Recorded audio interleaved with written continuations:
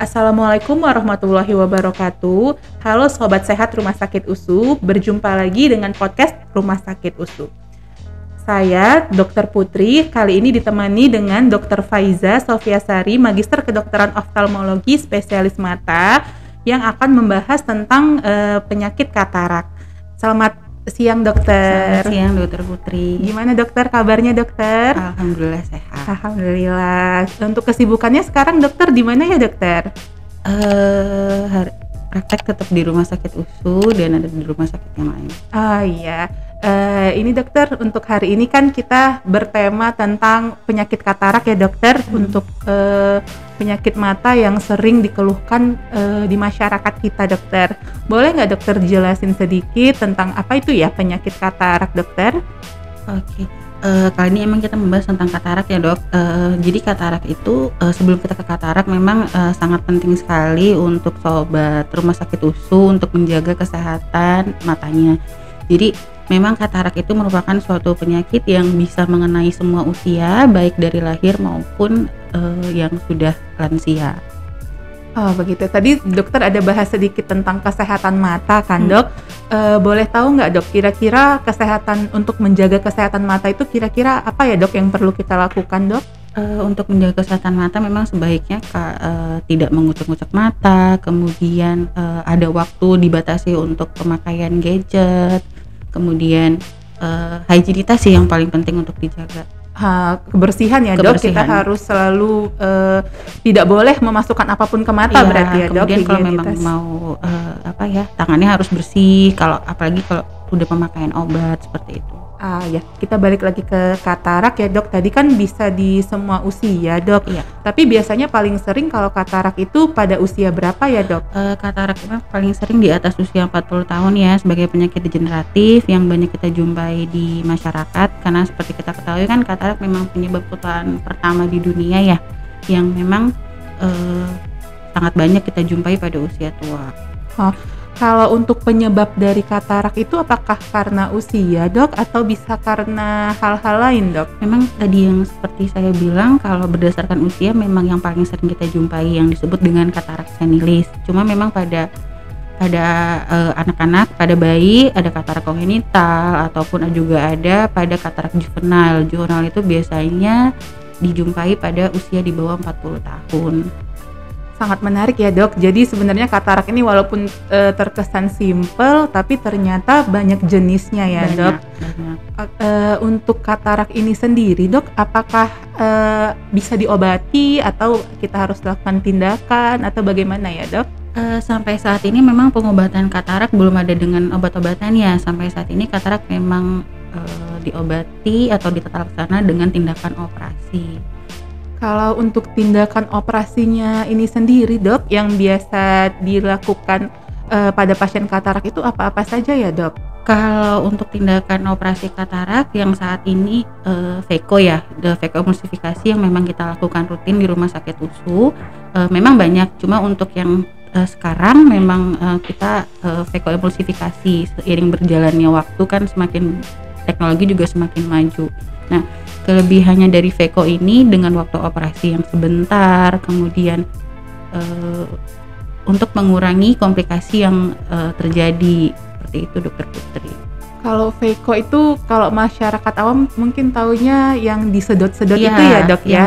Yang disedot ya. Kalau untuk VECO ini sendiri, apakah sesuatu yang maksudnya rumit atau memiliki efek yang berbahaya atau bagaimana ya dok?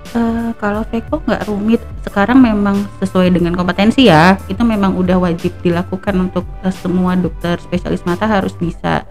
Kalau komplikasinya sangat jarang, pengerjaannya juga sebentar, 15-20 menit, pasien tidak perlu rawat inap, hari ini dioperasi, sorenya udah bisa pulang. Gitu, jadi simple ya dok. Simple. Seharusnya masyarakat tidak perlu takut lagi ya dok untuk berobat katarak. Karena kan sekarang pasien ini misalnya kita diagnosa nih dok, bapak atau ibu terkena katarak, mau nggak dilakukan operasi atau kita obati dengan cara operasi. Nah pasien tuh seringnya nanya malah boleh nggak obat aja gitu. Kalau dengan obat sendiri kan tadi dokter bilang tidak bisa ya dok ya. Jadi memang harus dilakukan operasi ya dok ya. Dilakukan tindakan operasi katarak, namun memang ada beberapa penyulit mungkin yang kita tunda operasinya, atau sebagai contoh misalnya si pasien punya penyakit lain seperti diabetes atau hipertensi. Nah itu memang kita harus berkolaborasi dengan dokter penyakit dalam. Kalau memang pada saat itu tidak memungkinkan untuk tindakan operasi katarak, biasanya kita obati dulu penyakit gulanya atau darah tingginya. Misalnya pada saat itu gula darahnya tinggi, kita tidak mungkin melakukan tindakan operasi karena makin banyak nanti yang komplikasi yang terjadi baik pada saat operasi maupun setelah, dan hasilnya pasti tidak akan baik kalau kita lakukan tindakan pada saat si pasien itu misalnya lagi naik kadar gula darahnya, seperti itu dok. Ini dok, untuk tindakannya itu kan one day care ya dok ya. Berarti pasien datang, kita lakukan tindakan, kemudian pasien boleh pulang ke rumahnya. Ada nggak kira-kira dok larangan atau himbauan untuk pasien, karena kan dia tidak diawasi oleh pihak rumah sakit ya setelah operasi gitu. Maksudnya untuk dia pulang apa ya kira-kira dok edukasinya? Memang biasanya kan sebelum kita lakukan tindakan operasi katarak, kita periksa dulu ya semuanya, mulai dari kan kita katarak sekarang memang kita memakai lensa tanam yang dipakai seumur hidup. Nah itu kita ukur dulu berapa lensanya, kemudian kita cek kadar gula darahnya, tensinya. Kalau memang semuanya normal, kita lakukan tindakan. Yang kita edukasi ke pasien mungkin setelah operasi katarak, tidak boleh mengedan kuat, tidak boleh batuk kuat, karena kan memang tidak ada jahitan lagi ya dokter Putri kalau di operasi katarak yang dengan tindakan Veko. Cuma kan mungkin edukasi seperti itu yang menjaga higienitas, seperti itu dok. Ya karena kadang-kadang pasien suka bingung, di rumah dikira udah boleh kayak beraktivitas yang berat ya kan dok ya. Seminggu mungkin aktivitasnya sudah bisa mulai dikurangi, tapi bukan tidak boleh beraktivitas, mungkin mengurangi aktivitas berat, seperti itu dok. Teknologi itu sudah sangat canggih sekali ya dok sekarang ya. Jadi sebenarnya nggak perlu takut untuk operasi katarak, hanya 15-20 menit, tidak ada rawat inap, cuma datang di hari ini operasi, besok kita kontrol ulang, kemudian seminggu lagi, seperti itu sih. Oh gitu. Tadi kan dokter ada bahas untuk penyulit seperti kayak DM, hipertensi gitu. Berarti pasien-pasien yang mau operasi katarak, kita harus pastikan dulu gulanya atau tensinya sudah stabil ya dok ya. Memang itu udah SOP dari mana-mana ya dok Putri. Jadi memang sebelum tindakan operasi katarak kita cek tensi bola matanya terlebih dahulu, kemudian kita periksa kadar gula darahnya, kita periksa tensinya. Kalau memang semua dalam batas normal, baru kita lakukan tindakan operasi katarak. Karena memang hasil apabila kalau kita tetap kita lanjutkan dengan kadar gula darah yang tinggi, tensinya yang tinggi, nanti akan ada penyulit pada saat baik operasi maupun dari hasilnya ya dok ya. Gitu. Jadi kalau untuk dari katarak ini apakah bisa dicegah dok?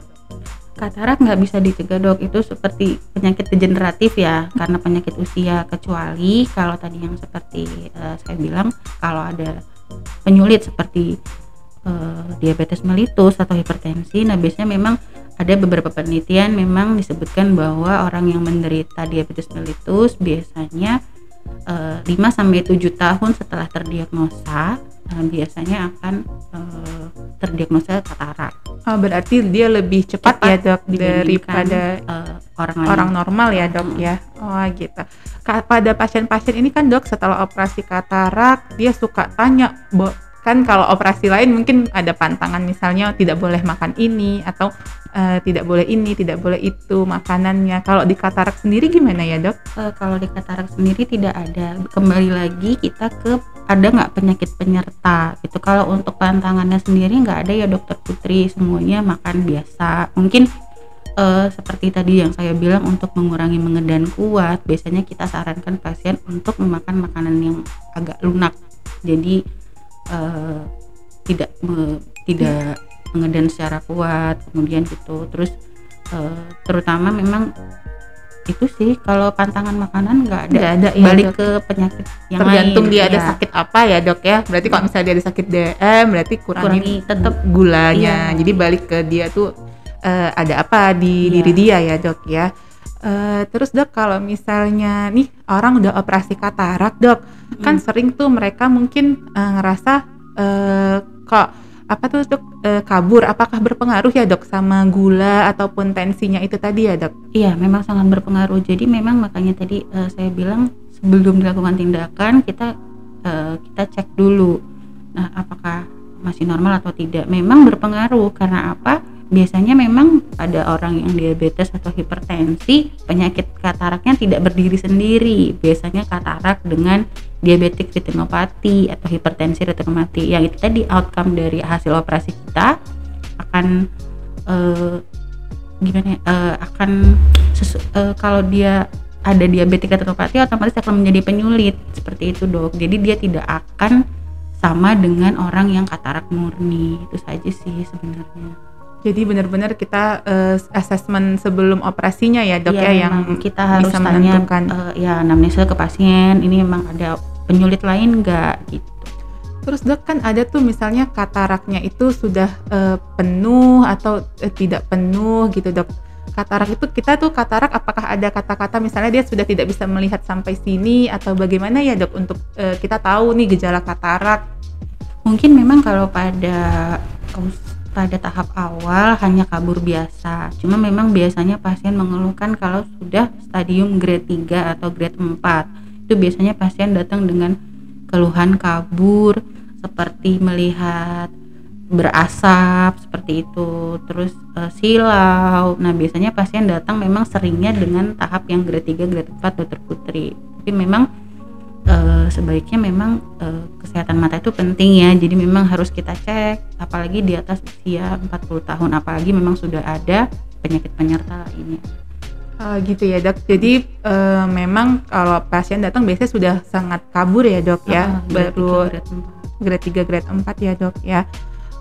Kira-kira kalau untuk katarak ini sendiri dok, dia itu kan tadi bisa diikuti penyakit penyerta lainnya. Biasanya pasien kan misalnya bingung nih dia tuh katarak atau tidak kayak gitu kan dok. Selain saya untuk diagnosa kataraknya itu, selain itu biasanya didiagnosakan dengan apa lagi ya dok ya? Memang biasanya kalau pada usia tua pasien datang dengan paling banyak katarak, kedua glaukoma, terus ada penyakit retina lain seperti AMD. Cuma memang yang paling banyak pasti katarak ya. Seperti saya bilang tadi, terkadang pasien datang dengan keluhan yang sudah tahap stadium akhir atau tahap akhir, biasanya malah akan terjadi komplikasi yang lebih banyak. Nah, katarak akan menyebabkan glaukoma akhirnya nanti, sehingga tensi matanya akan meningkat, sehingga akan terjadi glaukoma. Itu yang akan menjadi penyulit, yang akan efek hasil dari operasinya itu tadi akan tidak sebaik dengan orang yang katarak murni seperti itu. Jadi memang sebaiknya kalau sahabat rumah sakit USU sudah pernah berobat ke rumah sakit USU dan sudah didiagnosa katarak, ya sebaiknya tidak perlu ditunda. Langsung ya dok berarti ya dok, atau ada kayak misalnya kalau sudah 1 bulan setelah didiagnosa atau bagaimana ya dok supaya kita melakukan tindakan itu dok? Memang sebaiknya kalau sudah didiagnosa kita cek semua, kalau memang tidak ada penyulit ya sebaiknya memang kita lakukan tindakan. Karena apa? Memang dengan operasi yang sebentar 15-20 menit saja ya Dokter Putri hari ini sangat dioperasi, cepat ya dok ya, langsung pulang. Sebenarnya sih tidak ada alasan untuk menunda karena aktivitas masih bisa, cuma memang mungkin besok datang lagi untuk kontrol ke rumah sakit. Kalau aktivitas mungkin tidak ada pemberhentian aktivitas ya, cuma mungkin mengurangi aktivitas, tidak ada aktivitas berat untuk 1 minggu seperti itu. Wah, terima kasih ya dok untuk sharing informasinya yang sangat lengkap ini dok. Ada juga pertanyaan nih dok dari sahabat rumah sakit USU. Izin saya bacakan ya dok. Apakah pterygium bisa dihilangkan dengan cara laser atau yang lainnya, dan adakah efek sampingnya? Ini bahas tentang pterygium nih dok. Ya, lain dari topik. Lain dok dari topik. Pterygium itu bisa dihilangkan dengan tindakan operasi. Namun memang biasanya petersgium itu kan seringnya pada di iklim tropis ya, iklim panas, sering beraktivitas di bawah matahari. Sebenarnya bisa. Tindakan petersgium memang hanya dengan tindakan ekstirpasi. Boleh mungkin dijelaskan dok, mungkin nggak semua orang tahu petersgium ya dok ya. Jadi petersgium itu merupakan adanya lemak pada konjungtiva pada mata kita. Nah biasanya pasien itu mulai mengeluh bila sudah menutupi anak mata. Yang hitam ini ya dok ya, yang bulat ya. Sudah grade 3, grade 4 biasanya sudah mulai merasakan, saya sudah datang dok, matanya kabur, terus biasanya gejalanya suka seperti tidak nyaman, mengganjal, bahkan kadang sampai panas. Nah biasanya memang kalau grade 3, grade 4 sudah kita edukasi, kalau memang sangat mengganggu sekali, kita lakukan tindakan ekstirpasi. Itu juga lebih cepat daripada katarak dokter Putri. Itu lebih simpel lagi ya dok ya? Iya, 5 sampai 10 menit sudah bisa, dan tindakannya pun macam-macam, ada yang di graf ataupun dengan tidak. Ekstirpasi itu mungkin dikikis ya dok, berarti ya dok, lemaknya itu ya dok. Terus dia juga bertanya, ada nggak efek sampingnya dok dari tindakan itu dok? Efek sampingnya sih mungkin kalau di bahasa awam mungkin silindris ya dok. Jadi kan itu kan memang, apalagi udah kena ke kornea kan makin tipis kita itu dikikis ya dok ya, itu dikikis. Jadi sebenarnya sih tapi komunikasinya sangat minim dok. Biasanya kan memang sampai jaringan lemaknya saja, tidak mengganggu lapisan yang sehat. Iya, oke, terima kasih dok. Ini selanjutnya ada pertanyaan, mungkin tadi sudah dibahas sih sebenarnya dok, makanan dan gaya hidup seperti apa yang bisa membuat mata katarak? Kalau makanan dan gaya hidup apa yang membuat katarak, balik lagi, katarak kan penyakit degeneratif ya dok. Iya benar dok. Sesuai dengan usia, jadi memang tidak bisa dihindari. Jadi memang sebaik itu. Tapi ya balik lagi, kesehatan mata sangat penting. Jadi mungkin sobat rumah sakit USU bisa mengurangi makanan-makanan yang seperti untuk mengurangi coklat, terus keju. Ini mungkin lari dari topik ya dok. Yang kita tahu memang faktor risiko terjadinya peningkatan tekanan bola mata. Jadi mungkin kita lebih mengarah ke penyakit yang lain gitu, bukan untuk kesehatan mata yang lain ya dok ya. Oke, ini selanjutnya yang tadi sepertinya sudah dijawab. Apakah bagaimana ciri-ciri kita terkena katarak yang tadi ya dok ya, yang dia lihat kabut ya dok ya. Kabut, kemudian silau, seperti itu dok. Pertanyaan selanjutnya juga sebenarnya udah dijelaskan dok, apakah katarak dapat dicegah dan apakah harus dioperasi? Tadi dokter jelasin memang tindakannya hanya operasi sampai ya dok saat ya. Ini masih operasi. Tidak ada dengan obat-obatan Tidak ya kan ada. dok? Oke dok, ini mungkin ada lagi yang beda topik dok, beda topik dok, bahas sedikit tentang floaters dong dok, ada cara untuk cegahnya nggak dok? Ini floaters, biasanya floaters itu terjadi pada usia tua ya dokter Putri, kemudian pada yang penderita katarak tinggi yang biasanya di atas 6, kemudian penderita diabetes. Untuk pencegahannya mungkin balik lagi ke pola hidup, jadi lifestyle yang baik, pola hidup, makan dan aktivitas yang secukupnya gitu. Jadi sebenarnya walaupun mata ini kecil tapi tetap dari lifestyle ya dok ya, dari pola hidup kita, dari kita cara kita makan, walaupun kesannya kecil dan ternyata sangat berpengaruh. Tapi kan memang dia sangat berkaitan dengan organ-organ tubuh yang lain. Itu kalau berkaitan apakah dari sarafnya atau dari bagian depan atau gimana ya dok? Iya kan memang seluruh tubuh pasti bersama-sama ya dok. Jadi memang biasanya kalau pada orang DM supaya darah ke mata, supaya oksigennya tidak sesempurna orang yang tidak menderita DM ataupun hipertensi, seperti itu dok. Terima kasih ya dok, untuk pertanyaannya sih sudah semua terjawab dok. Kira-kira dokter ada nggak dok pesan-pesan untuk sobat rumah sakit USU supaya tetap menjaga kesehatan atau bagaimana dok? Ya mungkin untuk sahabat rumah sakit USU tetap menjaga kesehatan mata dan kebersihan mata, apalagi sekarang di saat pandemi. Jangan lupa mencuci tangan sebelum memegang mata ya.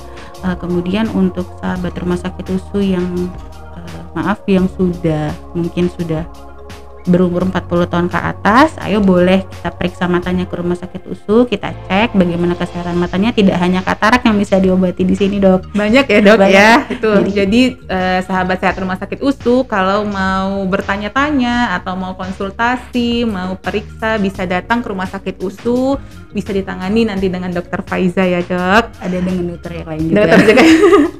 Terima kasih banyak ya, Dok, untuk waktunya. Dokter. Semoga dokter sehat dan sukses selalu ya, Dok. Baiklah, sahabat sehat rumah sakit USU, sekian podcast kita hari ini yang sangat bermanfaat yang diberikan oleh Dokter Faiza. Sampai jumpa di podcast lainnya.